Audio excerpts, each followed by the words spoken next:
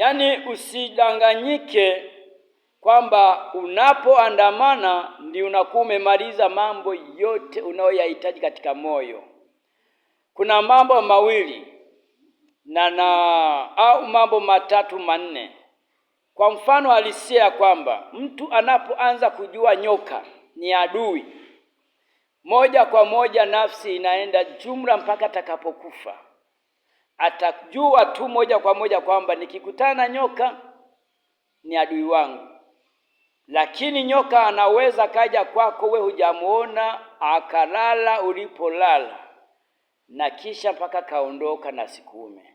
Lakini moyo utakapojua ya kwamba tayari nimelala na nyoka, unaweza kazimia moja kwa moja hapo hapo ulipo. Ni kwa sababu gani natoa mfano huu? Ni kwamba mwanadamu mpaka kutambua ya kwamba maandamano hayatamsaidia kitu chochote, hata kiandamana, hata kiua watu wote, hata kifanya fujo, hata kiiba kila kitu anachokihitaji, lakini nafsi yake itaendelea kulia na kuumia, kwa sababu adui wake akimuacha atasema amemwogopa, lakini akimshambulia atakwenda moja kwa moja, atasaulika. Hasara ni kwa wale ambao waliokuwa kimtegemea au ndugu wengine walikuwa kimtegemea. Ndio maana ukihitaji amani katika maishani mwako unayatengeneza wewe mwenyewe. Sasa amani ukihitaji moyo wako uchafue amani, unatengeneza madhara makubwa katika nafsini mwako. Na ni kwa sababu gani manabii mpaka wa leo hii huwa hawaongelei habari ya kusema hakuna maandamano? Ni kwa sababu mioyo yao imetoka kwa Mungu, tayari imeenda kuungana na wanadamu. Ndio maana mpaka sasa hivi Biblia inasema uwe na uhakika wa mambo yatarajiwayo na iwe ni bayana ya mambo yasiyoonekana. Leo hii Wakristo wote tukikaa tunasema hakuna maandamano wala hayatakuwepo, lakini akikutana na wawili watatu lazima na yeye anaunga mkono. Sasa halafu anasema na yeye ameokoka, halafu anasema naenda mbinguni. Mimi naweza nikasema huyo ndio mpagani mmoja wapo au namba moja katika watu waliojificha kwa Yesu Kristo, kwa sababu hakuna faida yoyote ile kupigania nchi hii. Nchi hii inapiganiwa na mwenye nchi hii.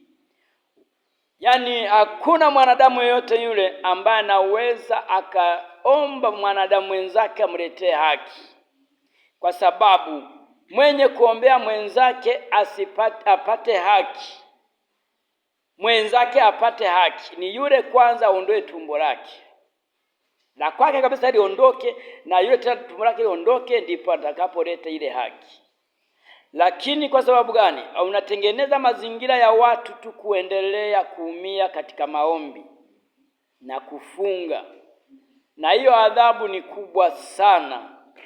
Wewe uliyesababisha watu wakafunga na kuomba, wakaomboleza siku 2-3, wakapata kiu. Manake ile kiu haikuwa ni wao, ila ni Mungu ndiye aliyeumia. Moyo uliumia pale kwake. Sasa ni heri wewe uliyesababisha maandamano usingezaliwa. Maana tatizo kubwa linalokwenda kukukamata ni kubwa sana katika ulimwengu tulionao. Ni heri ungeacha mambo yakapita na watu wakaendelea na kazi zao na watu wakafanya mambo mazuri, kuliko na wewe kuunga mkono na kwenda kufanya uharibifu na kutengeneza jambo bovu katika maishani mwa watu. Ni heri usingezaliwa, ungekuwa kama Yuda. Yuda alikuwa asamehewe, lakini kwa nini moyo wake uligoma kuomba msamaha? Ni kwa sababu aliona amefanya kitu cha uharibifu cha hali ya juu. Ndivyo walivyo wanadamu wa sasa. Unapoacha kurudi kwa Mwokozi aliye hai, ukaenda katika ulimwengu, utapata shida na donda lako halitapona kabisa. Katika vizazi vyote ambavyo utakavyokuwa navyo vitaishi katika nafasi hiyo hiyo. Ni heri umrudie Yesu, uachane na mambo ya dunia, uishi na Yesu Kristo, ili amani itawale, mambo yaendelee. Maana baada ya maisha haya yapo na mengine zaidi ya hayo. Ni heri tuungane na Yesu Kristo.